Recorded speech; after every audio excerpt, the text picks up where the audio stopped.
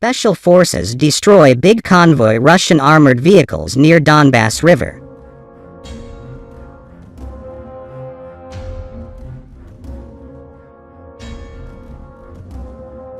Russia has made another failed attempt to cross the Donbas River where an entire battalion was wiped out by Ukrainian artillery, losing more men in the process with survivors forced to swim to safety.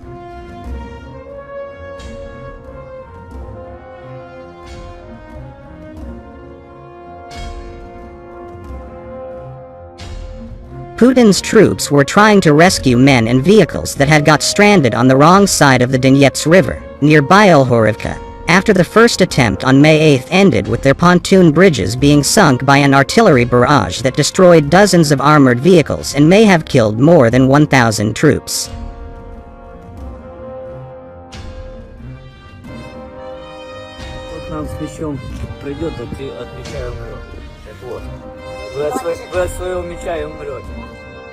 But their rescue mission was found out and subjected to the same fate.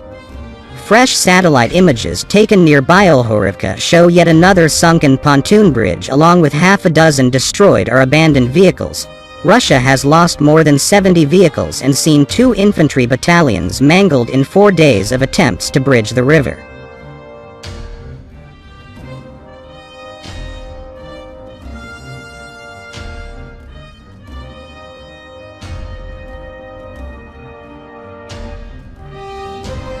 It is just the latest humiliation for Putin's army, once ranked second in the world, after commanders failed to capture the capital Kyiv, were beaten back from Mykolaiv by a ragtag band of territorial defense troops and civilians, and got their Black Sea flagship Moskva sunk by Ukrainian missiles.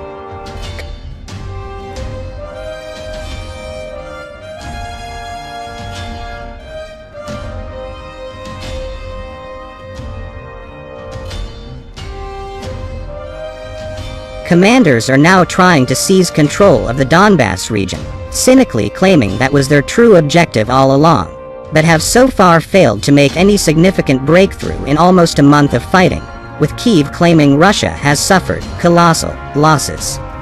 Russian military experts linked to the feared paramilitary Wagner group of mercenaries blasted the military genius of the leaders who bunched up the battalions so close together, making them sitting ducks for Ukraine.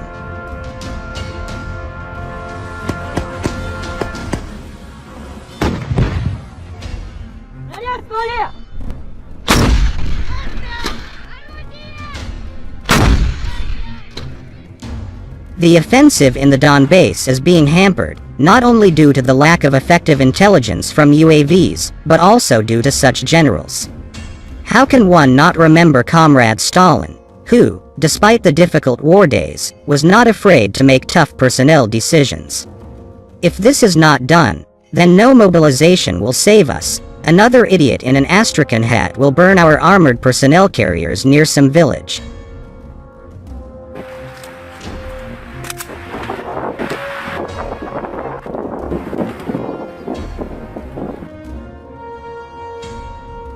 The attack on Bielhorivka was almost certainly designed to surround the cities of Severodonetsk and Lysychansk, which straddle the Donets River, in a pincer movement from west and east. Had it succeeded, Ukrainian defenders would have been cut off from reinforcement and resupply, facing a similar fate to those in Mariupol.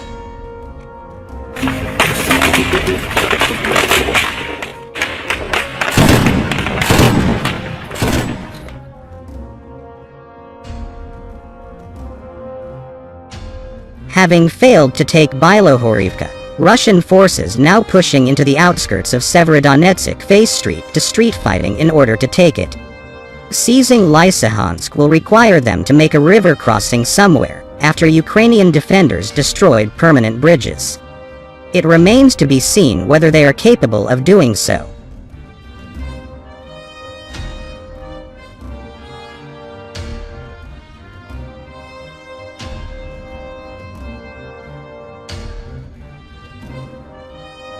If Russia can seize the 2 cities, it would allow them to claim the Luhansk region has been liberated from Ukrainian control, providing a propaganda boost to the Kremlin months after Putin declared it to be independent and vowed to defend it against what he claimed was Ukrainian aggression.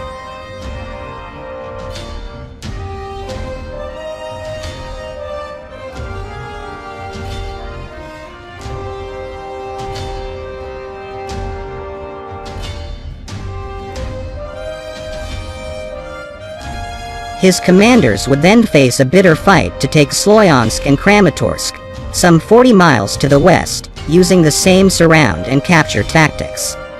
Coupled with the fall of Mariupol, where hundreds of Ukrainian troops are staging a last stand inside a steel works, it would allow Putin to claim victory in Donbas.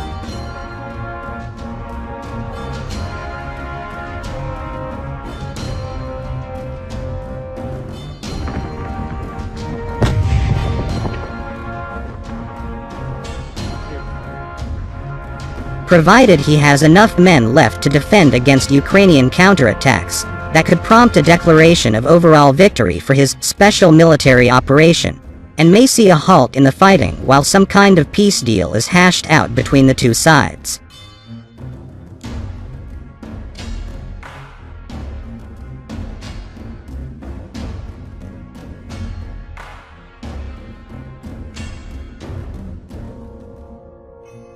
Alternatively, the victory could prompt Putin to push further, perhaps renewing attacks along the Black Sea coast towards Mykolaiv and Odessa, leaving what remains of the country landlocked and deprived of lucrative ocean-going trading routes.